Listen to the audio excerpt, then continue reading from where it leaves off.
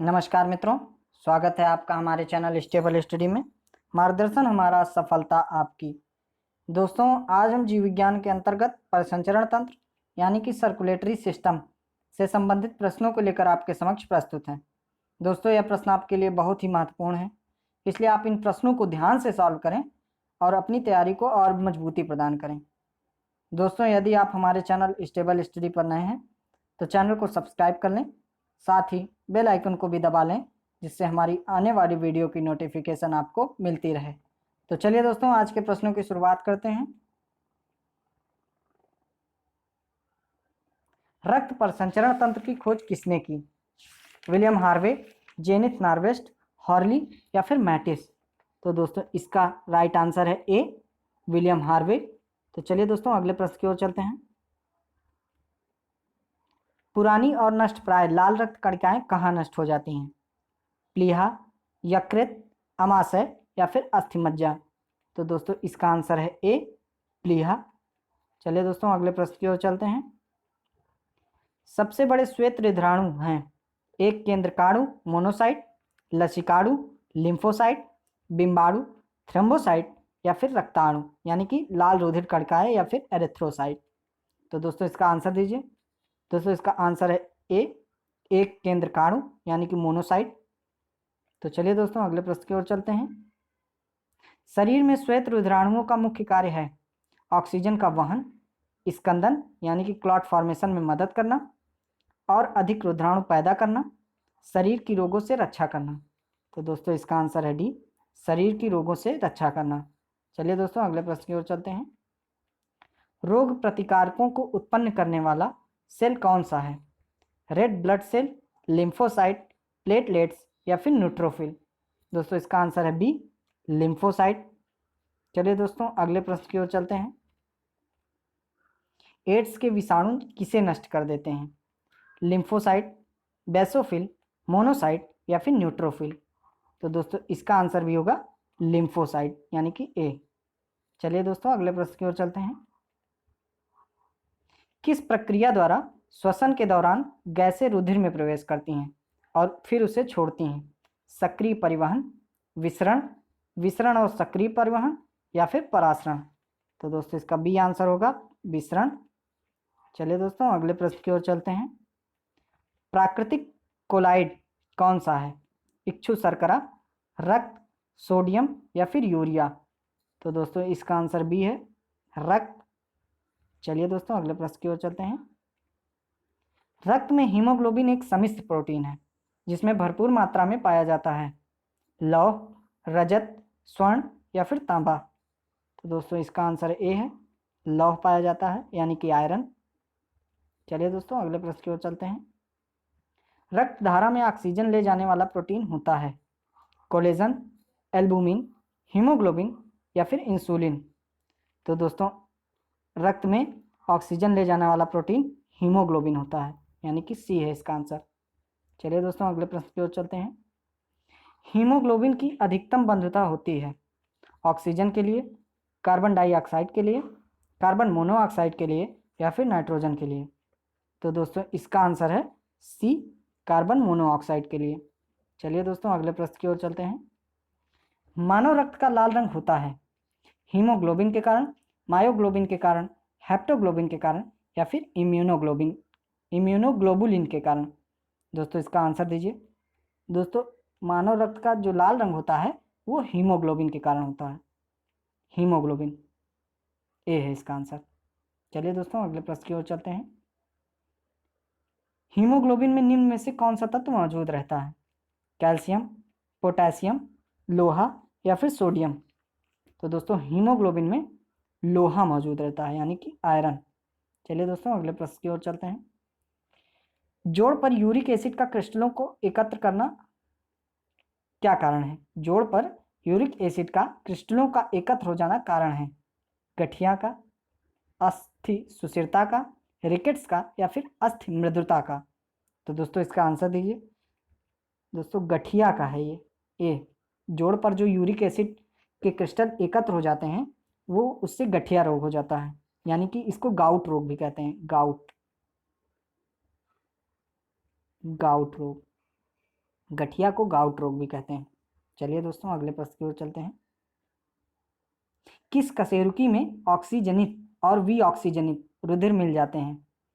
मत्स्य, उभयचर, पक्षी या फिर स्तनपायी? तो दोस्तों इसका बी आंसर है उभयचर। चलिए दोस्तों अगले प्रश्न की ओर चलते हैं। मानव मस्तिष्क में कितने निलय होते हैं? 5, 3, 4 या फिर 2? तो दोस्तों मानव मस्तिष्क में 4 निलय होते हैं, सी आंसर है इसका। चलिए दोस्तों अगले प्रश्न की ओर चलते हैं। निम्न में से किसका सहसंबंध रक्तचाप से है? यकृत, वृषण, अग्न्याशय या फिर अधिवृक्क? तो दोस्तों इसमें अधिवृक्क होगा, डी।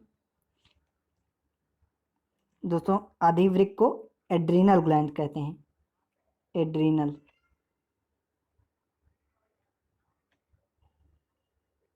एड्रीनल ग्रंथि अधिवृक्क का दूसरा नाम। चलिए दोस्तों अगले प्रश्न की ओर चलते हैं। निम्न में कौन मनुष्य में श्वसन रंजक है? निम्न में कौन मनुष्य में श्वसन रंजक है? हेमोसाइनिन, हेमोइरिथ्रिन, बीटा कैरोटीन या फिर हीमोग्लोबिन? तो दोस्तों इसका आंसर डी है, हीमोग्लोबिन। चलिए दोस्तों अगले प्रश्न की ओर चलते हैं। सार्वत्रिक रक्तदाता वे लोग हैं जिनका रुधिर वर्ग होता है ए, ओ, बी या फिर ए बी? तो दोस्तों जो रक्तदाता होते हैं, सभी को रक्त दे सकते हैं, उनका रक्त समूह होता है ओ बी। दोस्तों इसमें एंटीजन अनुपस्थित होने के कारण रक्त समूह ओ को सर्वदाता रक्त समूह कहते हैं। एंटीजन इसमें अनुपस्थित होता है, एंटीजन। इसके कारण ये सभी को रक्त दे सकता है, जितने रुधिर वर्ग हैं ए बी सभी को दे सकता है। तो चलिए दोस्तों अगले प्रश्न की ओर चलते हैं। सर्वग्राही कौन से रुधिर वर्ग का होता है? मतलब सभी जिससे ले सकते हैं, ए बी, ए, ओ या बी? तो दोस्तों इसका आंसर दीजिए। दोस्तों इसका ए आंसर है, ए बी होगा इसका आंसर। दोस्तों इस रक्त समूह में एंटीबॉडी अनुपस्थित होता है, एंटीबॉडी।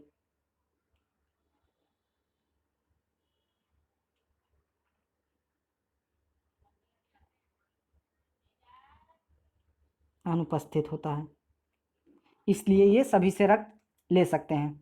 दोस्तों ओ जो है उसमें एंटीजन अनुपस्थित रहता है, इसमें एंटीजन अनुपस्थित होता है,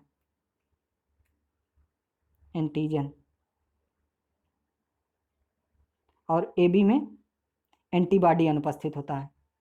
तो चलिए दोस्तों अगले प्रश्न की ओर चलते हैं। रक्त के ए बी वर्ग वाला व्यक्ति ऐसे व्यक्ति को रक्त दान कर सकता है जिसके रक्त का वर्ग हो ए, ओ, ए बी या फिर बी? तो दोस्तों इसका आंसर दीजिए। दोस्तों इसका आंसर है सी, ए बी। चलिए दोस्तों अगले प्रश्न की ओर चलते हैं। मानव का सामान्य रक्तदाब कितना होता है? 80 120 मिलीमीटर पारा, 90 140 मिलीमीटर पारा, 85 150 मिलीमीटर पारा या फिर 120 160 मिलीमीटर पारा? तो दोस्तों इसका आंसर है ए, 80 120 मिलीमीटर पारा।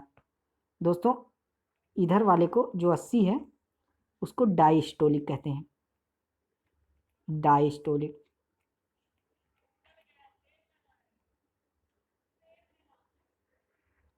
और इसको सिस्टोलिक कहते हैं, सिस्टोलिक।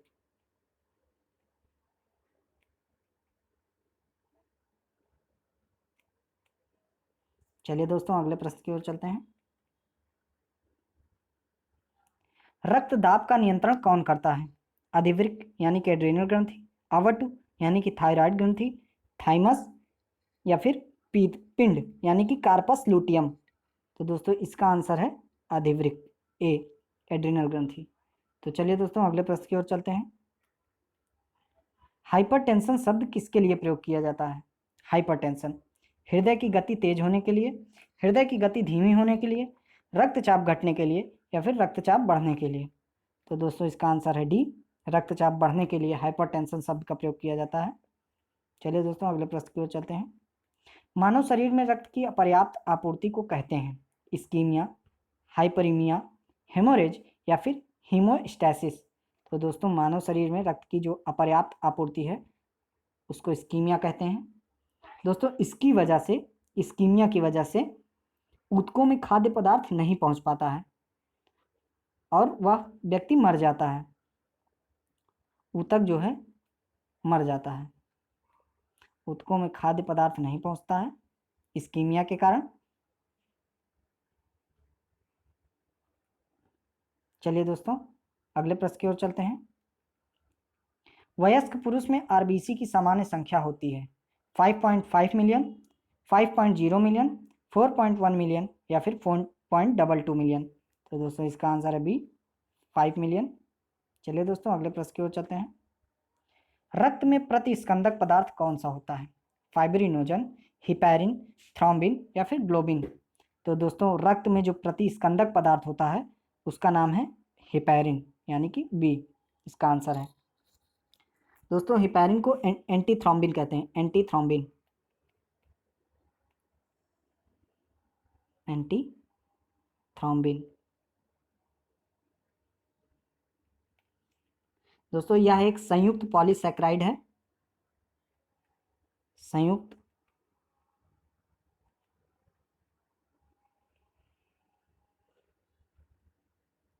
पॉलीसैकेराइड।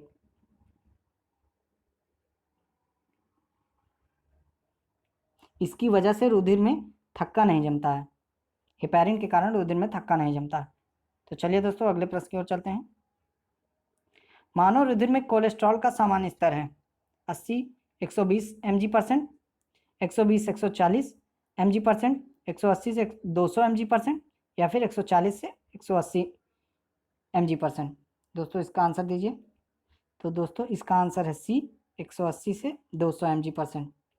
दोस्तों 200 से ज़्यादा अगर हो जाता है तो धमनी पर जमा होने लगता है कोलेस्ट्रॉल, और इसे एथेरोस्क्लेरोसिस कहते हैं। जब 200% से ज़्यादा होता है तो धमनी पर जमा होने लगता है ये कोलेस्ट्रॉल, इसे एथेरोस्क्लेरोसिस कहते हैं।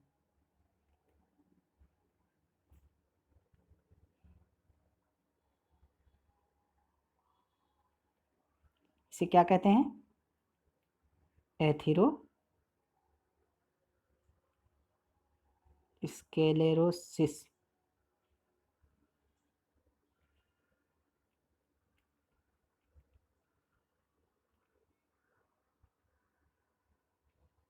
एथेरोस्क्लेरोसिस। चलिए दोस्तों अगले प्रश्न की ओर चलते हैं। मनुष्य में सामान्य निरन रुधिर शर्करा स्तर प्रति 100 ml रुधिर होता है 30 से 50 मिलीग्राम, 80 से 100 मिलीग्राम, 50 से 70 मिलीग्राम या फिर 120 से 140 मिलीग्राम। तो दोस्तों इसका आंसर है 80 से 100 मिलीग्राम, यानी कि बी इसका आंसर है 80 से 100 मिलीग्राम। चलिए दोस्तों अगले प्रश्न की ओर चलते हैं। वयस्कों में खाली पेट रुधिर ग्लूकोज स्तर mg प्रति 100 ml में होता है। दोस्तों इसका आंसर दीजिए। 200, 100, 150 या फिर 60। तो दोस्तों इसका डी आंसर है 60। चलिए दोस्तों अगले प्रश्न की ओर चलते हैं। मानव रुधिर का पीएच मान होता है 7.2, 7.8, 6.6 या फिर 7.4। तो दोस्तों इसका आंसर है डी 7.4। दोस्तों रुधिर का मुख्य कार्य है खाद्य पदार्थों एवं ऑक्सीजन का संवहन करना। इसका मुख्य कार्य है खाद्य पदार्थ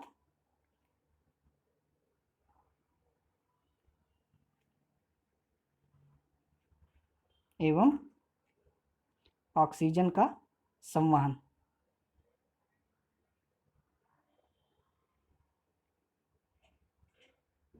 चलिए दोस्तों अगले प्रश्न की ओर चलते हैं। वयस्क मानव में रुधिर की सामान्य मात्रा होती है 5 लीटर, 1 लीटर, 3 लीटर या फिर 7 लीटर। तो दोस्तों सामान्य मात्रा जो वयस्क मनुष्य में होती है वो होती है 5 लीटर। चलिए दोस्तों अगले प्रश्न की ओर चलते हैं। मानव में कुल रक्त आयतन में प्लाज्मा का प्रतिशत लगभग कितना होता है? 45, 55, 60 या फिर 50। तो दोस्तों मानव में कुल रक्त आयतन में प्लाज्मा का प्रतिशत लगभग 55% होता है, यानी कि बी है इसका आंसर। प्लाज्मा ये जो है 55% रहता है, बाकी 45% जो रहते हैं वो रुधिराणु रहते हैं, रुधिराणु। चलिए दोस्तों अगले प्रश्न की ओर चलते हैं। कणिकाओं कार्पसल के बिना रक्त के तरल अंश को कहते हैं ऊतक तरल, लसिका, सीरम या फिर प्लाज्मा। तो दोस्तों इसका आंसर है प्लाज्मा, डी आंसर है इसका। चलिए दोस्तों अगले प्रश्न की ओर चलते हैं।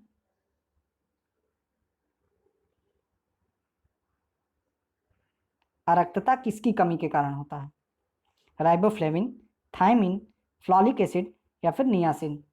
दोस्तों इसका आंसर है सी, फॉलिक एसिड। दोस्तों इसकी मुख्य स्रोत है फॉलिक एसिड कहाँ से प्राप्त होता है? तो हरी पत्तियों,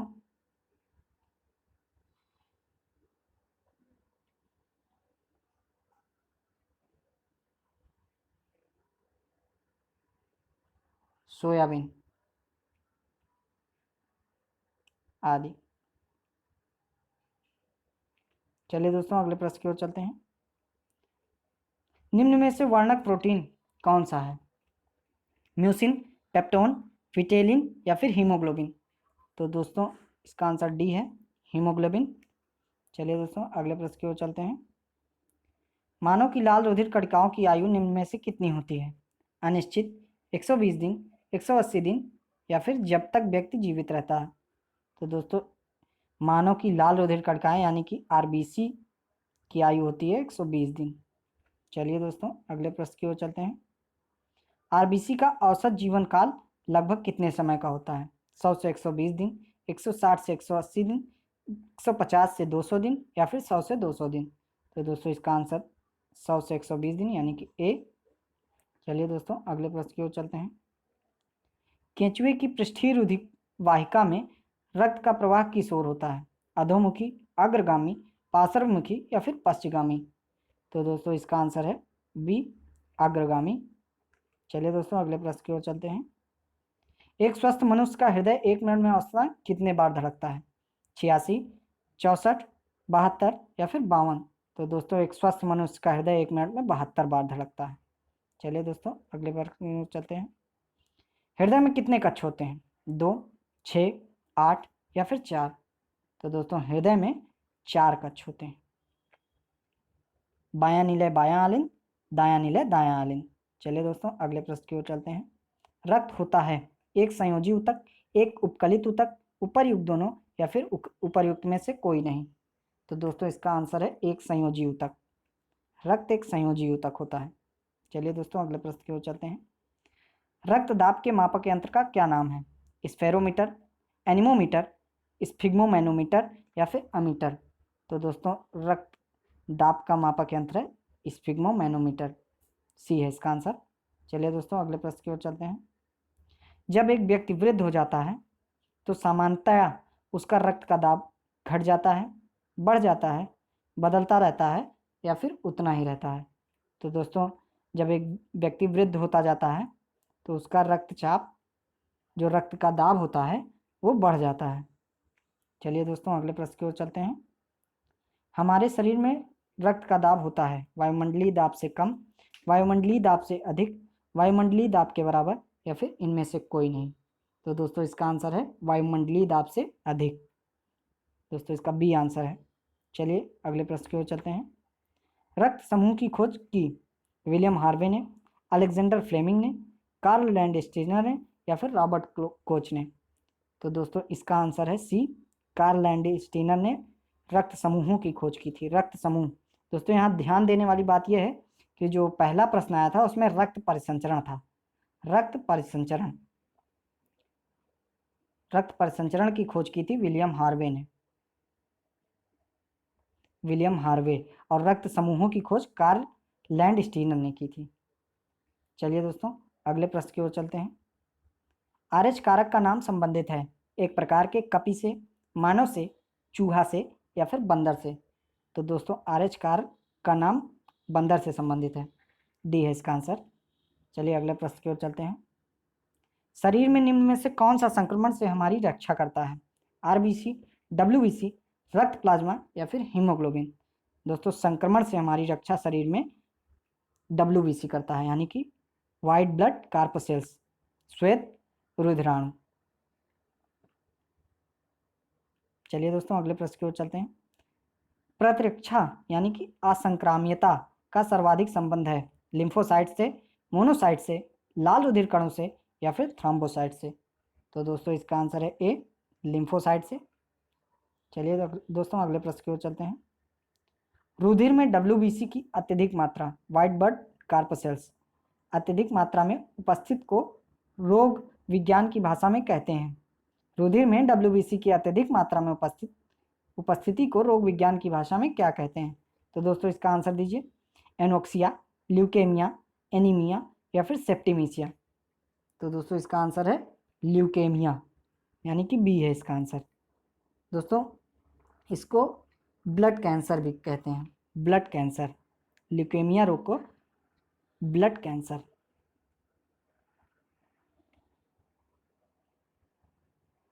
चलिए दोस्तों अगले प्रश्न की ओर चलते हैं। प्रतिजन ऐसा पदार्थ है जो शरीर ताप को कम करता है, हानिकारक बैक्टीरिया को नष्ट करता है, प्रतिरक्षा तंत्र को प्रवर्तित करता है या फिर विष के प्रतिकारक के रूप में प्रयोग किया जाता है? तो दोस्तों इसका आंसर है प्रतिरक्षा तंत्र को प्रवर्तित करता है, सी आंसर है इसका। प्रतिजन जो है प्रतिरक्षा तंत्र को प्रवर्तित करता है। चलिए दोस्तों अगले प्रश्न की ओर चलते हैं, जो कि लास्ट प्रश्न है इस वीडियो का। मानव रक्त की श्यानता का कारण है रक्त में प्रोटीन, प्लाज्मा में बिंबाणु, रक्त में आरबीसी तथा WBC या फिर उपर्युक्त सभी? तो दोस्तों इसका आंसर है ए, रक्त में प्रोटीन मानव रक्त की श्यानता का कारण है।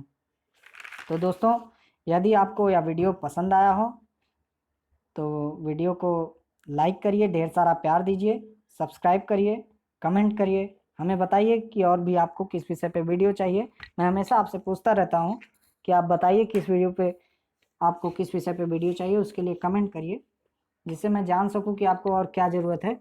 बाकी मैं तो सारे वीडियोज़ आपको धीरे धीरे देता रहूँगा। तो चलिए दोस्तों आज के लिए बस इतना ही। नमस्कार।